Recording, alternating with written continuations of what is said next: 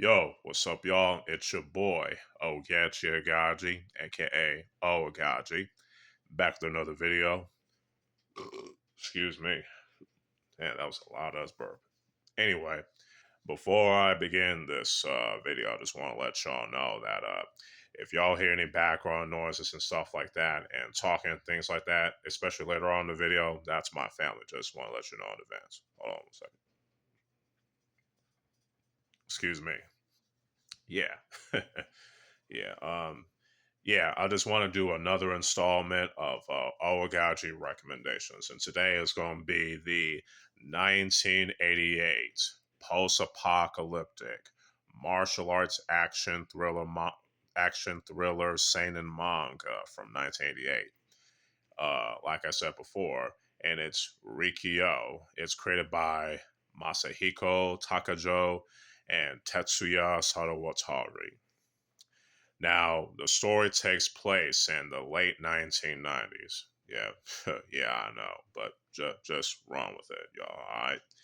All right. Society is in collapse, and it's filled with and now it's filled. It's a in the world is like society as a whole is in like ecological disaster, and it's filled and it's now being ruled by totalitarianism and all that stuff. And behind all of this, there's a man called Saiga Riki-Oh, or Riki-Oh Saiga, who has the Star of David in his hand. And he uses his martial arts skills and supernatural powers to defeat all the evil and corruption that is plaguing the world. Now, right off the bat, I definitely like this manga. Now, some of y'all might not be familiar with the manga Riki-Oh, but y'all might be familiar with its live action adaptation that was made in Hong Kong, simply titled Riki-Oh. It was also has this uh, alternate title called Story of Ricky, but it's definitely Riki-Oh. That live action film adaptation was made in Hong Kong. Yes. So even yes, and it's not necessarily that uncommon because there were live action adaptations of manga that were being made in Hong Kong at that time. But and Riki-Oh was definitely one of them. But anyway, back whoa, specifically the Japanese manga, but you also have live action adaptations from Hong Kong that are based on Hong Kong manhwa as well. So yeah, back to Riki-Oh. I yeah, Riki-Oh is definitely um the best way I can describe Riki-Oh is that it's basically the cousin of Hokuto no Ken, aka Fist of the North Star. Both take place in a post-apocalyptic world. Both have protagonists that are skilled in martial arts and have supernatural abilities. But and some of them have and both each have their own catchphrases. With Kenshiro is "Omae wo mo shinderu." With Riki-Oh, he's like, "I will send you, I will send you and your karma back to hell," or somewhere along those lines.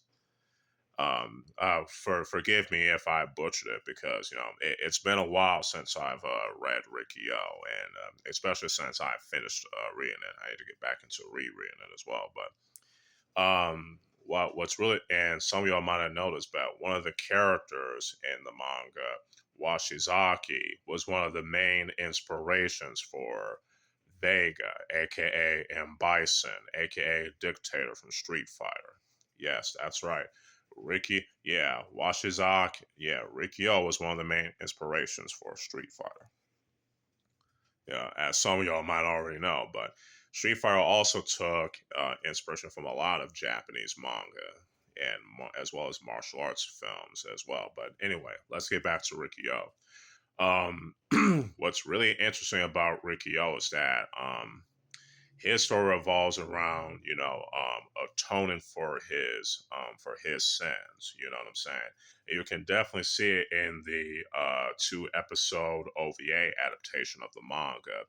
Now that OVA adaptation took some liberties from the manga. Like for example, the warden in the prison that Riki-Oh is in is actually a skilled martial artist as well, and it can transform into a monster. And you can see that in the live action Hong Kong film adaptation of Riki-Oh. Yeah, again, with Riki-Oh, his story along this manga revolves around him trying to atone for his sins. You know, especially in the first story arc into the second one. You know what I'm saying? And then the later arcs, it gets really, really crazy. You get me? But I don't want to say too much because I don't want to spoil it. You know, I want y'all to read this manga for yourselves. You get me? But like I said, what I like about Riki-Oh is the story, characters, the action is pretty dope, and it's also manly as hell. You know, that's also another plus in my opinion. So overall, Riki-Oh is a pretty dope ass post apocalyptic martial arts action manga, you know what I'm saying, from the late 80s that I definitely recommend y'all reading, you know what I'm saying. And I'll probably put descriptions where you can read it below in my YouTube and the YouTubes and things like that. So, yeah. Hopefully, y'all enjoy this installment of Oaghaji recommendations. I wish I could say more about Riki-Oh, but again, I don't want to, spoil it for y'all. You know what I'm saying? I just want y'all to read it for yourselves because it's definitely better than the live action adaptation and its OVA adaptation as well. You get me? So yeah, stay tuned for more Oaghaji recommendation videos as much as other videos along the line. You know what I'm saying?